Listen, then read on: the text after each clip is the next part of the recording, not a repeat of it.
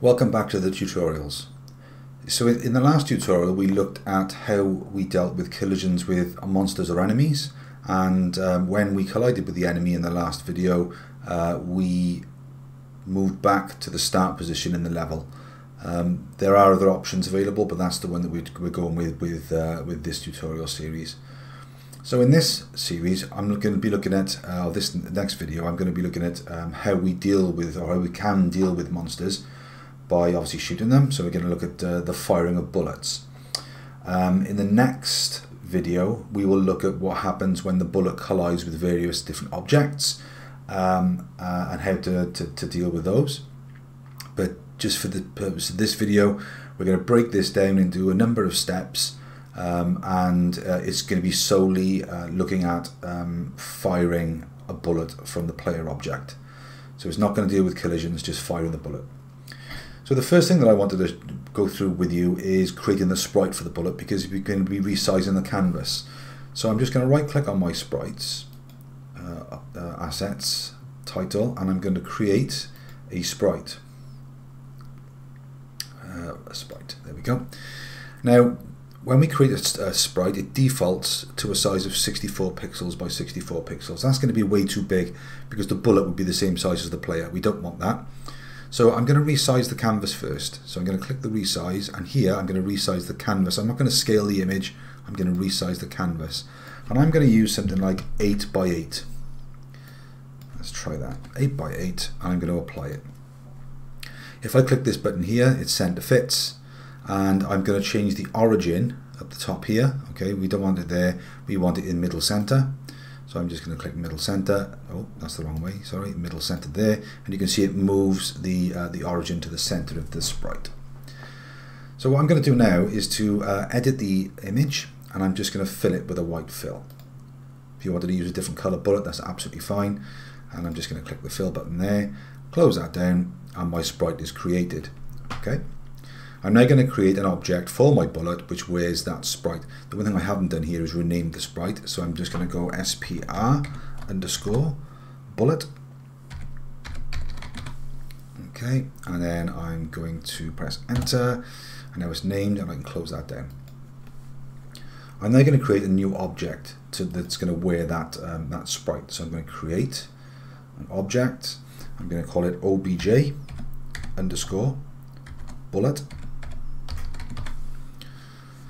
Press enter, and I'm going to allocate the sprite to my object. So there's my bullet sprite.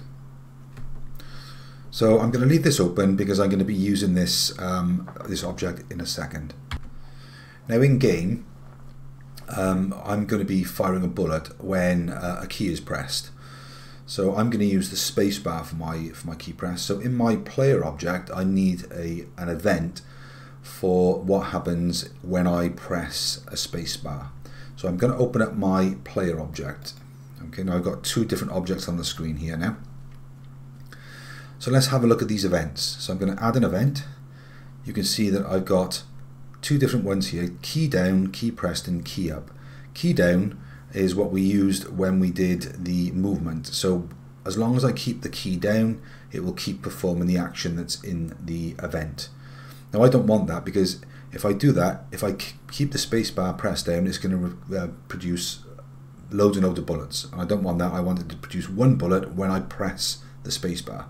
Okay, key up checks for when you release the key, and key pressed checks when you've pressed the key and released it. So we're going to use key pressed. Okay, and I'm going to use the spacebar for my bullet. Okay, so this is what's going to produce my bullet. So firing a bullet. Okay, so don't forget, always try and use comments where you can to help to identify what your code is doing. It's going to really help you when you come to debug, or when you come to explain what you've done in your program.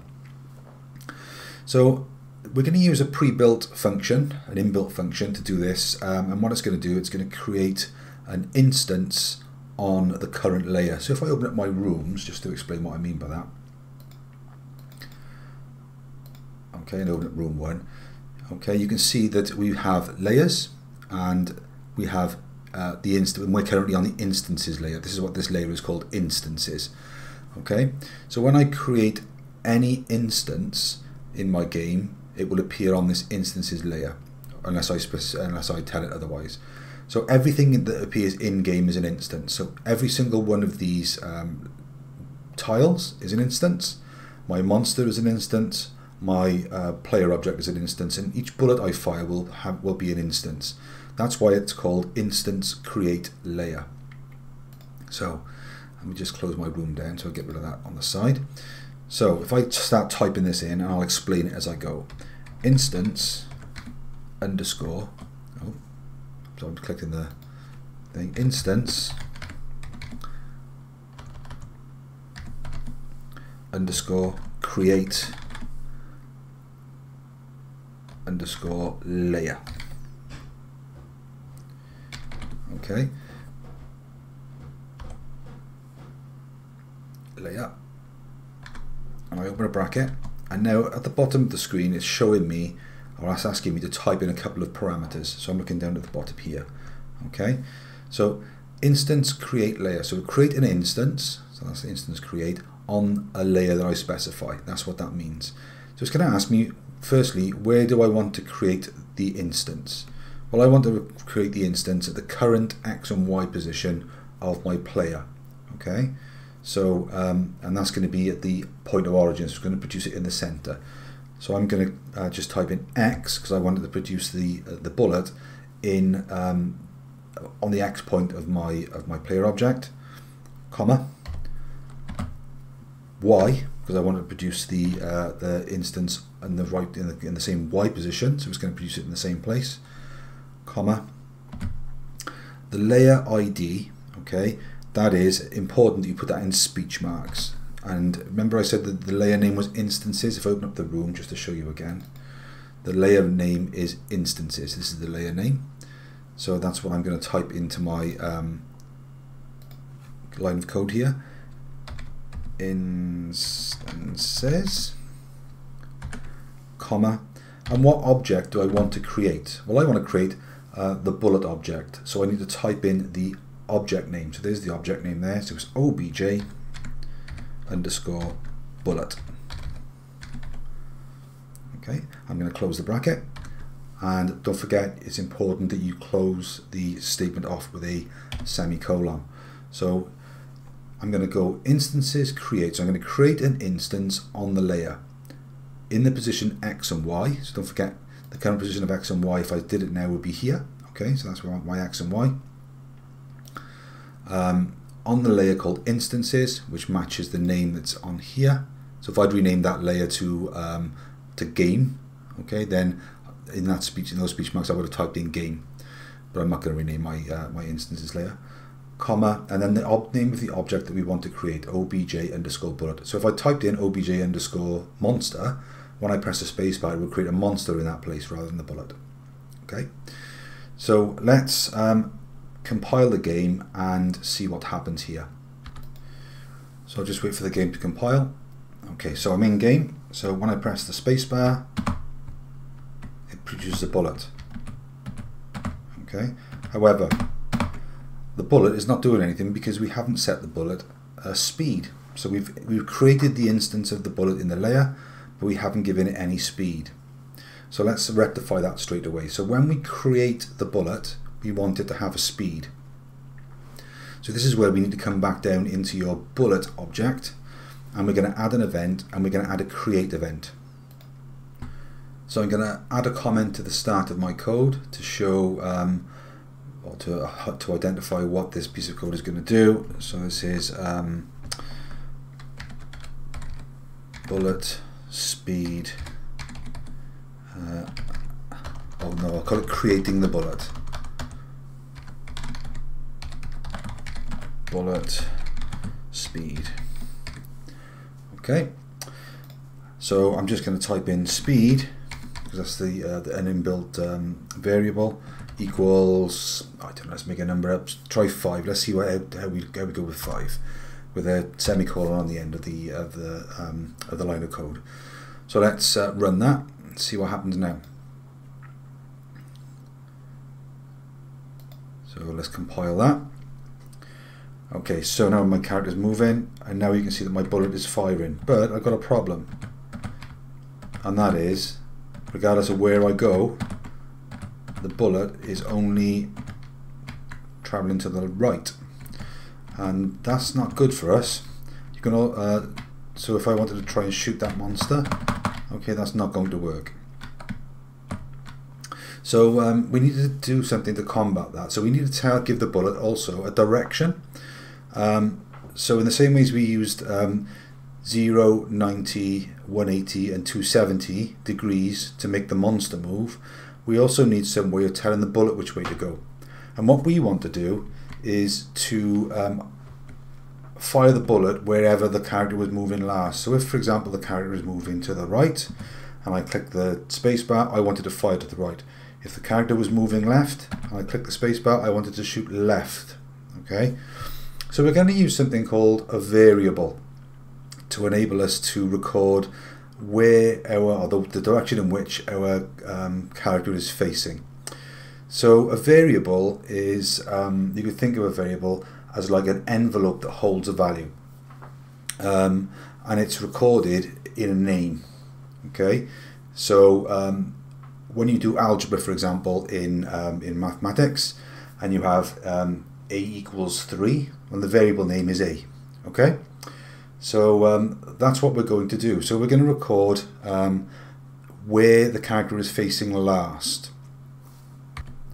In order to do this, we're going to be doing some more work on the player object.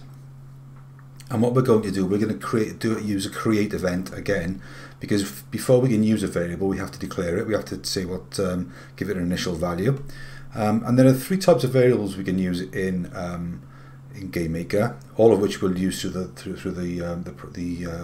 tutorials. The first is a local variable, which is something that's only used in a piece of code that you write.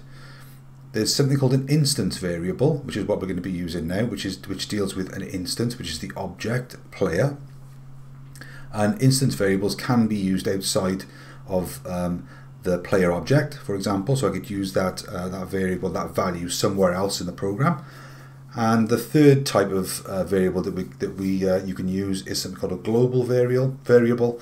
And global variables we are going to be using in this program, and they're used to be able for you to use values in any part of the program, a lot. So that would be something like score and lives, for example, would be global variables, and we're going to use global variables a little bit later on in one of the future tutorials. But for this particular piece of code, we're going to be using an instance variable. So what we want to do is to add an event, and we're going to create a create event. So when we have a create event, like I say, this is what happens when the object is created. So I'm just going to say when the player object is created. Okay, so that's just a comment, of course. What I want to do is to set the value of a variable. So I'm going to use a variable name can be any name you want. I could call it Tony if I wanted to. Okay, it doesn't really matter. It's obviously you need to try and wherever possible make the variable names as sensible as possible. So I want to this is going to be recorded in the direction in which I can shoot. So I'm going to call this variable shoot dir. Okay, shoot direction. And I'm going to set the initial value of that to 0. Okay, finishing with a semicolon. So that's setting the shoot direction of my bullet to 0. Okay. So I can use that now in my program. So let's go on to what happens when I press the left key. So at the moment, as I'm pressing the left key, I'm moving backwards or to the left 180 degrees by 5 spaces.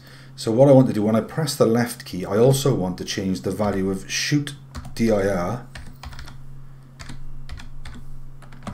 equals, and I'm going to change that to 180. So I'm going to be shooting that way. Oh, this way. Okay, that's 180. That's 0. So 180 is this. So if I'm moving my character this way, okay, this way, then I want to shoot the bullet at 180 degrees, which is to the left. Okay, so let's go back to my workspace, and I'm going to finish with a semicolon, and I'm then going to go on to my key down right, and if I'm moving right, I want to shoot dir equals 0. So I want to set the shoot direction to 0. Okay, let me just go back to that left. Right. There's an exclamation mark there, and that means that what I've typed in there doesn't match a variable. So if I go back to my create event, and this is interesting because this is something you're going to have to look for, shoot dir, you can see I spelled it S-H-O-O-T-D-I-R. When I've done my left, I've missed out the T, so it's telling me with this exclamation mark that I've made a mistake. So if I type in the T there, okay, that exclamation mark now disappears. So it's important you keep your eye almost going on with the coding windows, because that would have caused an error. So the last thing I need to do to get this bullet to fire properly is to go into the create object of my bullet. I'm just going to do this before my speed command. You doesn't have to, you can do it after your speed command if you want. I am going to type in my code now to give my bullet its direction. So I want to set the direction, because don't forget direction is an inbuilt variable, is going to be equal to obj. So the direction is going to be equal to the way in which my player object is facing. So don't forget that because the variable has been created in my player object, I need to type in the name of the object the variable is in. So it's easy just to show you. So obj underscore player dot shoot dir. Okay, so what that's saying is put the direction, or set the direction of the bullet to shoot dir in the object player instance.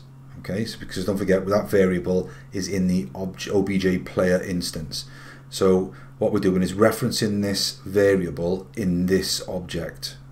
Okay, so as I said, referencing this variable shoot dir, which appears here, okay, in the player object, obj player. Okay, that's where you're setting the direction to the variable shoot directory shoot dir, which appears in the obj player object. Okay, so let's play it and see what happens now.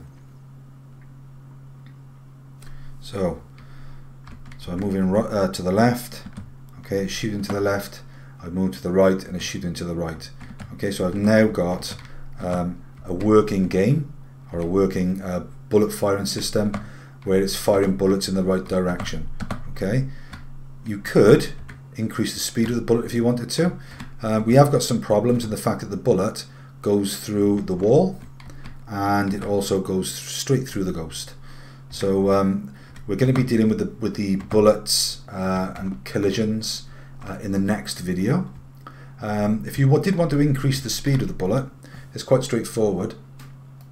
All we need to do is to go back into this obj bullet and the create event for the bullet, and if I set that to 10, for example, and then rerun the game, because that might be one of the criticisms of your game when you're testing it.